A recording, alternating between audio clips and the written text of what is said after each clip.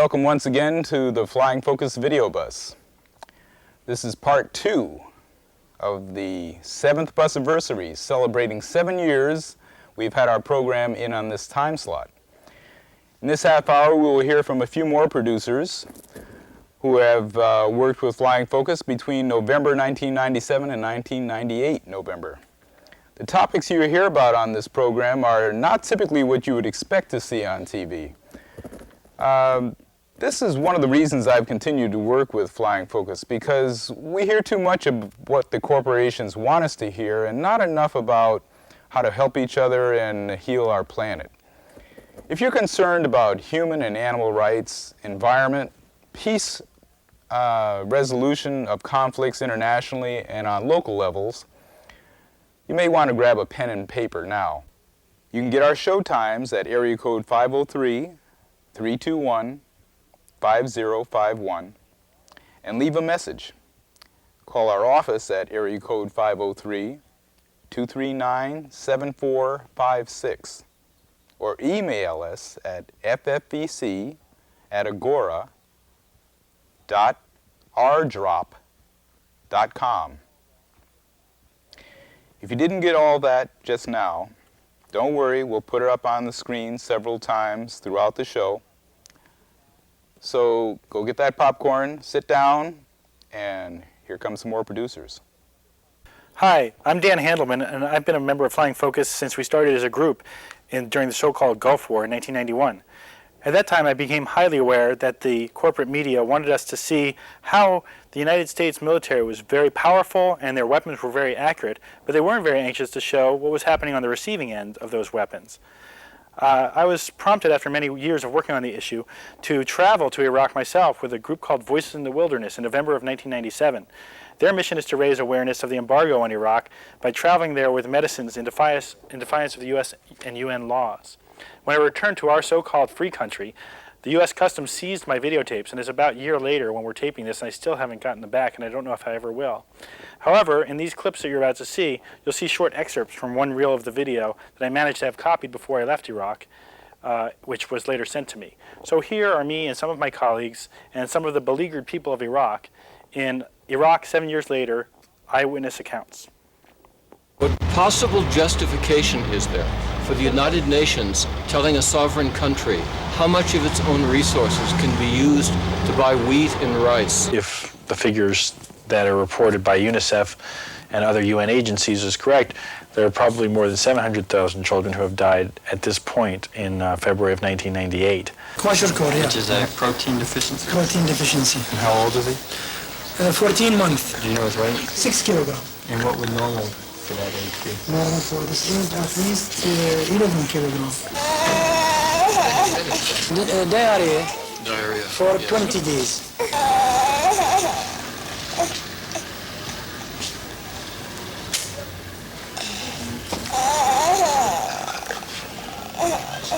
I want to follow this trench up and then show where it's coming right out of the house. Which trench? There's a trench right here. Okay. And then you can see where it's coming. There's a pipe coming out of the home. Okay. Do you want to say for people at home what it smells like here? It smells like raw sewage. Peace. Peace. Salam. We say salam. Yes? Salam.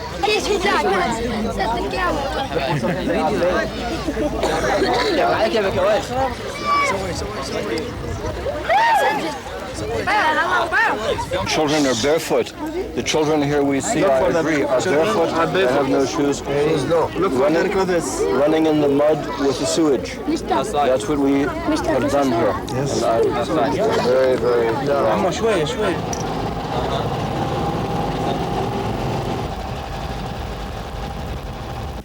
You don't have to know what the politics in the region are. You don't have to know if there's chemical weapons in Iraq or not. You don't have to know the history of the region. You don't have to know if Saddam Hussein is a dictator or not to judge the morality of our foreign policy. And again, it's very simple. I want to say it again. Economic sanctions are a weapon of mass destruction.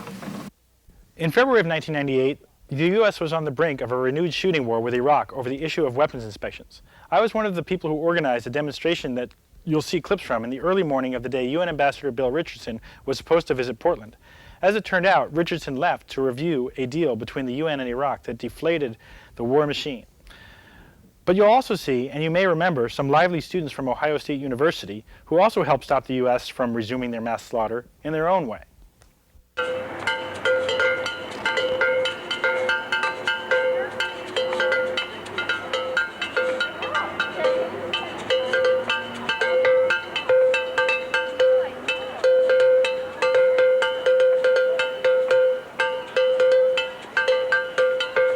For this to be a speak out, for any people that wants to make a statement about why we're here and why we're opposing mass murder as foreign policy, why we're opposing this kind of bullying presence in the global sphere.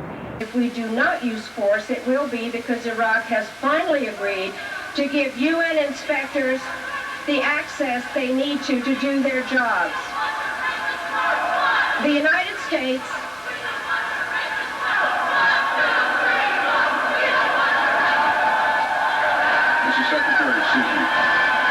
To all of my friends in Ohio, I'd like to say, 1, 2, 3, 4, we don't want your racist war!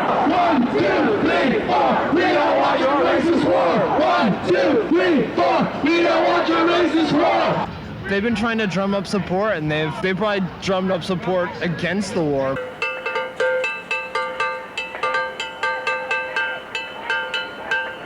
Some of us showed up with picket signs and chants and so forth. Nothing terribly out of the ordinary as demonstrations go, but I think for Portland, a particularly sizable one. Portland isn't a huge city, and I think to get that many people out at 7 in the morning is a fairly significant accomplishment, and I would think would be somewhat of a barometer of public opposition to the war.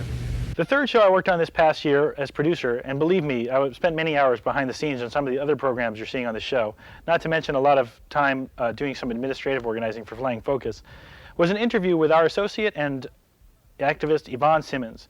Yvonne had returned from her 4th trip to former Yugoslavia, and this time she was able to bring a camcorder and tapes over there with the help of Flying Focus.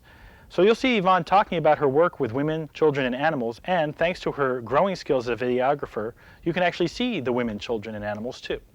But the only inhabitants of Visegrad are Serb, but the Muslim-led government won the elections, but they're not represented there. It just doesn't make sense. And this is happening in many other places. And they call it integration, I think. Well, I don't think that the Dayton Peace Accord can be implemented anyway. But we were talking about children, so let's go back. That's a better. Yeah. So I was saying that we had all these parties. I worked in a drop-in center. I just dropped in one day and said, "Can I come and help?" And it was just a little, like a shop front, and they hardly had anything in there. And did you learn how to sing the songs in Serbo-Croatian? Ja sam jedna vitrum vodi, plivam okolo. Hebam cici, balon cici, plivam okolo. Ja sam jedna vitrum vodi, plivam okolo. Hebam cici, balon cici, plivam okolo. I'm an otter in the waters, swimming around. Hey down, bubble down, swimming around. Managed to get together a group of Bosnians that want to help the animals. And you'll see Lucky, he's called Lucky now, Srečko. And he really brought it all together. He was found on the street, he'd been run over, the kids were kicking him, and for 5 days he was just lying on the ground.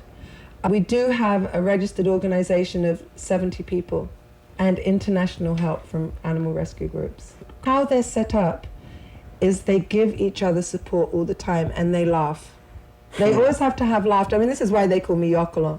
And they always have laughter in there, because what they've had to face, what most people in that region has had to face is nothing that you can really laugh at, but it's like you have to because it's healthy.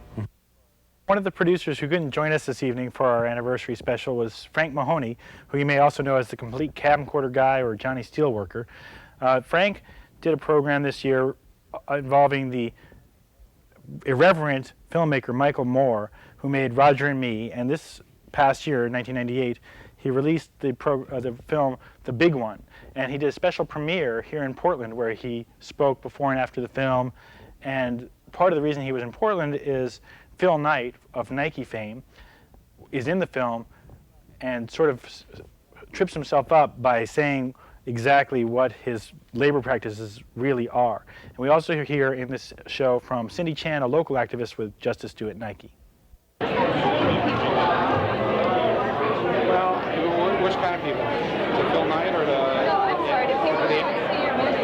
Well, look, you know, I made this movie as an hour and a half of rude and rollicking entertainment for all the working stiffs out there who, you know, if they go to this movie, it's going to feel like payback time.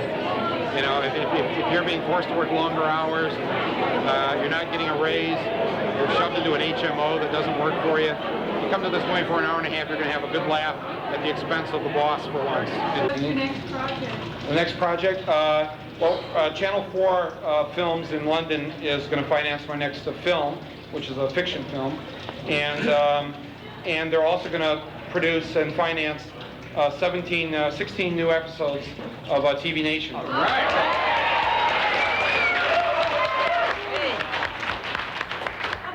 The story is that he walked into Phil Knight's office with plane tickets, one for him and one for himself, you know, to Indonesia, and he said, "Let's go." And Phil Knight was really taken aback. And yeah, I mean, I thought that was a pretty amazing move. That, well, for one, that Phil Knight would even allow Michael Moore into his office, you know. Considering, you know, Michael Moore's reputation, Roger and me, do you never get? Oh yeah, oh yeah. Oh, I mean, supposedly the story is that there's hardly any CEOs that'll even talk to Michael Moore anymore. Like, they just know that, well, that he's too foxy, you know. He'll find a way to get them with the foot in the mouth. One of the things that I talk about a lot with other activists is just how the lack of coverage of activism locally or statewide or nationally kind of adds up to where people who aren't activists don't have any kind of picture in their mind of what activism looks like. They're basically a coalition of local labor groups and like human rights and community organizations that have an interest in working on bringing the Nike Corporation to justice on their human rights and labor issues.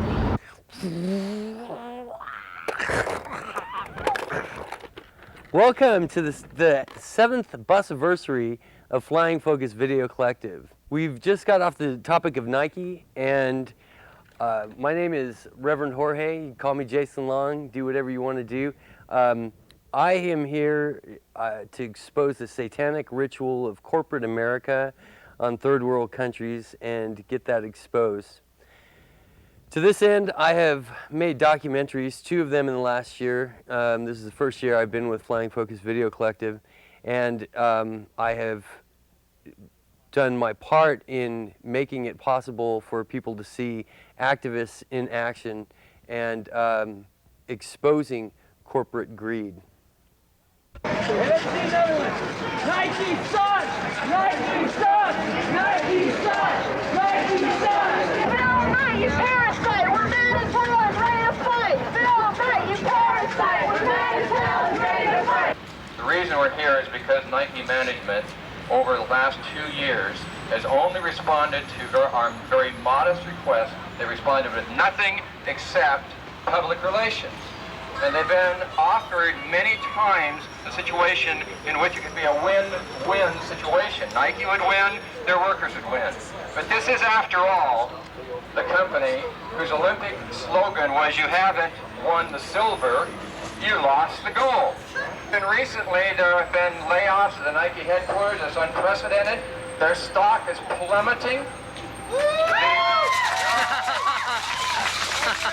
And this is not good news. They're laying off workers in Indonesia. And so the question is, whose fault is that? I want you to understand firmly that none of that, and I want Nike to know, none of that was necessary had they ever made even a modest effort to accept independent external monitoring of their factories overseas. It was a secret report, but a disgruntled Nike employee released that report, And it was discovered essentially that Nike, absolutely in the press, that Nike lied about saying they corrected the problem.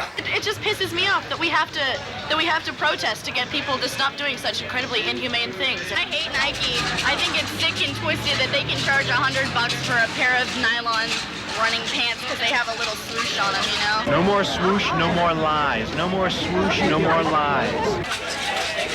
Shut them down! Shut them down from Indonesia to Nike Town! The next video is completely evil. You can see this if you have any heart at all. It's the exposing of Procter & Gamble's animal torture, and it is indeed a sick thing. It's going on. It's a multi-billion-dollar industry, and many innocent creatures are being maimed with absolutely no benefits to the consumers. So I hope you'll take the time to check this video out and inform everyone that you know about this travesty of justice. Thank you. The following program has been brought to you by Died, the dirty side of the cleaning business. Thousands of animals died for your laundry. Don't buy while they die. Died, ingredients, suffering, cruelty, and pain. Over 50 years of pain. Procter & Gamble has always talked a good game. They, for as long as I've been involved with the company, they've had what I would consider a token program funding alternatives testing, or alternatives to product testing animals. When I was working on the campaign, it was P&G was funding this something on the order of $300,000 a year.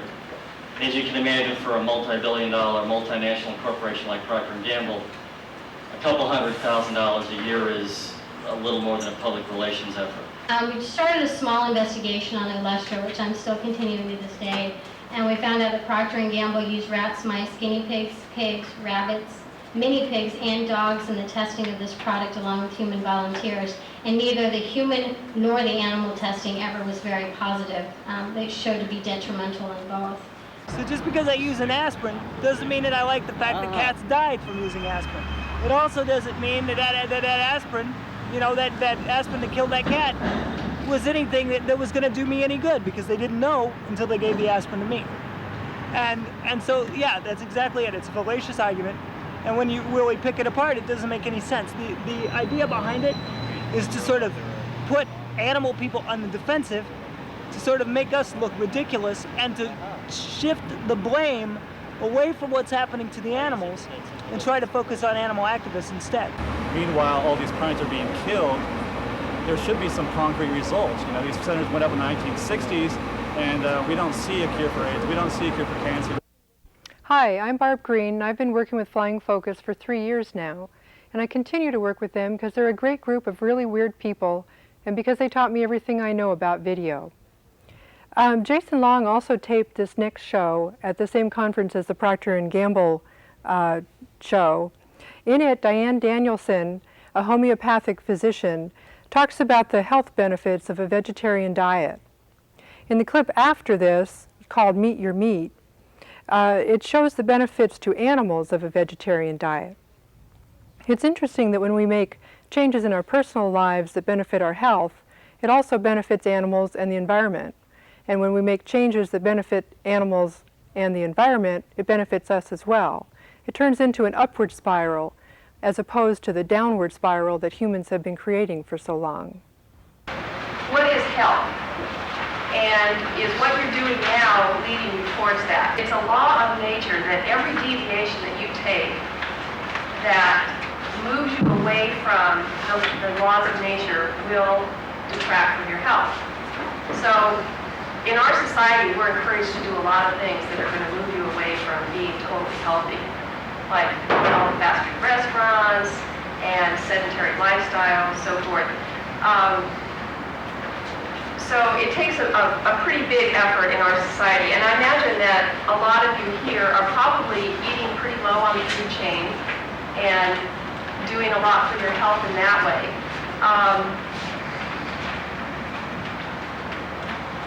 The other thing is when you get sick, what do you do? You know, if you get a cold or the flu or something, how do you deal with it, and how does that affect your overall health?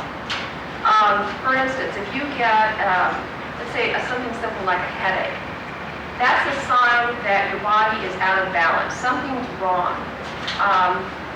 You're too busy, you're too stressed, whatever. The other thing is that when your defense system and the disease are maybe sort of equal, and there's a constant insult on your defense, then you have chronic disease. And that's, for instance, diabetes, heart disease, that sort of thing, is largely connected to diet. So you have a chronic insult on your defense system. When you eat animal products, your white cell blood count, shoots way up. That's because your body sees this as a foreign protein that it needs to get rid of. It sees it as a poison. And so every time you consume these products, then you're insulting your defense system, and pretty soon it gets weaker and weaker and weaker, and chronic disease develops. Chickens are raised basically to either be layers or broilers. The types of chickens that lay eggs, the male chicks are killed after hatching because they're basically considered useless.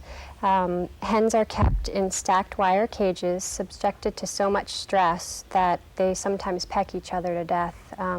Therefore, they debeak the hens painfully with hot irons. Often hens are starved to force molting to increase egg production, and when they can no longer produce adequately, they're slaughtered for soup or frozen foods. About 20% die of stress or disease, and heart attacks are common in birds of only 4 to 6 weeks old. Now, broiler chickens are subject to similar stress. They are raised in windowless buildings where they are also crowded and stressed. They're also debeaked, making it painful for them to eat and drink due to blisters and sores in their mouths. They're killed after 9 weeks, and about 80% of all chickens are given antibiotics, and about 50% are infected with salmonella. Inspectors condemn up to 150,000 tons of poultry meat annually. He hid in the forest, read books with great zeal. He loved Che Guevara, a revolutionary veal. Cow say tongue. He spoke about justice, but nobody stirred. He felt like an outcast, alone in the herd. Cow doll drums. He moved, we must fight, escape or we'll die. Cows gathered around, 'cause the stakes were so high. Bad cow pun. But then he was captured, stuffed into a crate, loaded onto a truck where he rode to his fate. Cows are bummed. Cattle are raised also in horribly crowded conditions. They're fed unnatural diets to fatten them for slaughter. This last clip is from a show about the second annual Children's Peace Fair. This show was taped by Martin and Alan Evans. Martin's in Walla Walla right now going to college, but Alan's right here in the studio with us. Okay, let's roll that clip. Well, the idea is basically to provide positive play experiences for kids in kind of a non-competitive, anti-violence sort of atmosphere, We've been working on the issue of violent toys and sexist toys and so forth for a while. We used to pick a Toys R Us and do some other things. We got kind of tired of that, so we decided to do something a little differently. And so this is the second year we've been doing the Peace Fair, and it seems like a little bit more of a positive approach maybe. I think both are good to do. But the Peace Quilt is a group of children's paintings, pictures to be hung together. And then we put it all together with some string, and then we can leave it here so they can remember the Peace Fair, or perhaps John Bruschow can take it home and remember the Peace Fair. Great. And this is the start of it? This is the start, yeah. This is only the beginning. Okay, well, we'll get a picture when it's I just making the one to take home now. Oh, good. I'm making a card for my mama. And you're making a piece for the quilt? Right now I'm making something to take home. To take home, all right. But then I'm going to make something for the Peace Quilt. All right. I'm going to make a very big heart. That's nice.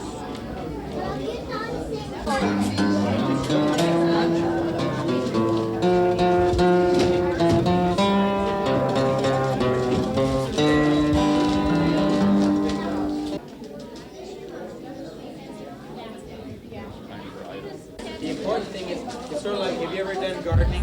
You're digging a hole, okay? It's sort of like you kind of dig, you kind of go slow. Thank you very much. This is the No Kidding Choir, Where Kids Are Winners. And we basically believe that you have to respect other cultures, you have to respect yourself, and you have to learn to live with everyone. I believe I can fly. I believe I can touch the sky. I think about it every night and day. Spread my wings and fly away. I believe I can soar. I see me running through that open door. I believe I can fly. Thank you again for joining us for our 7th Busiversary. This was part 2. We hope you will continue to watch our program, which is on every week in this time slot. When you tune in, you get to see new shows like the ones that we presented on this program, as well as reruns of programs that we made during our first 7 years in existence. If you want more information or would like to get involved, please contact us. Our phone number is 239-7456. Our email is ffvc@agora.rdrop.com. Or check us out on the web at www.rdrop.com/FFVC. We really want to thank everybody who helped make this show possible and everybody who have appeared in all of our programs. And we hope that you'll tune in again, and we'll see you next week on the Flying Focus Video Bus. Thanks and good night.